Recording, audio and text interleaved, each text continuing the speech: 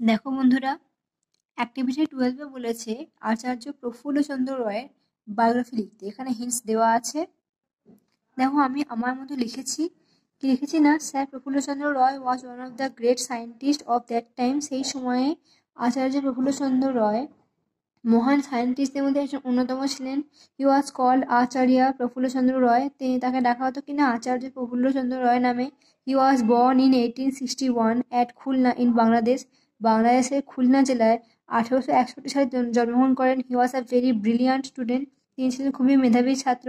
He started his first education from village pathshala. গ্রামের পাঠশালা থেকে তিনি তার আর কি প্রথম শিক্ষা শুরু করেন। Then Hare school, Albert school, first entrance examination. তারপর উনি হেয়ার স্কুলে পড়েন, অ্যালবার্ট স্কুলে পড়েন, তারপরে এন্ট্রান্স এক্সাম পাস করেন।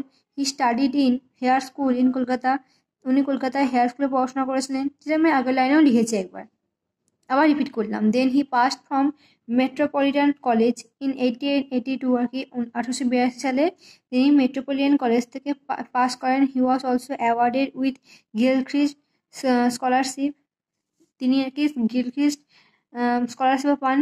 ওকে, হি ওয়েন্ট টু লন্ডন। তিনি লন্ডনে গিয়েছিলেন। He took BSc degree and DSc degree from Edinburgh university. তারপর তিনি বিএসসি এবং ডিএসসি ডিগ্রি এডিনবার্গ ইউনিভার্সিটি থেকে প্রাপ্ত করেন।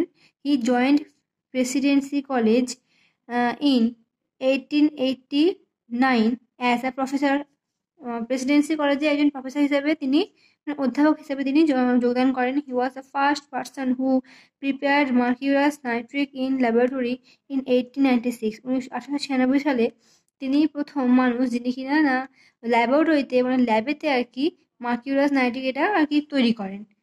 Prafulla Chandra Ray established Bengal chemical in 1901। Bengal chemical যে প্রতিষ্ঠা করেন প্রফুল্লচন্দ্র রায় কবে? 1901 সালে। He joined science college as Palit professor. তারপর তিনি সংস্কৃত কলেজেও একজন পালিত প্রফেসর হিসেবে জয়েন করেন। This great scientist died in 1944। 1944 সালে এই মহান বিজ্ঞানী মারা যান, আমাদের ছেড়ে চলে যান। ঠিক আছে।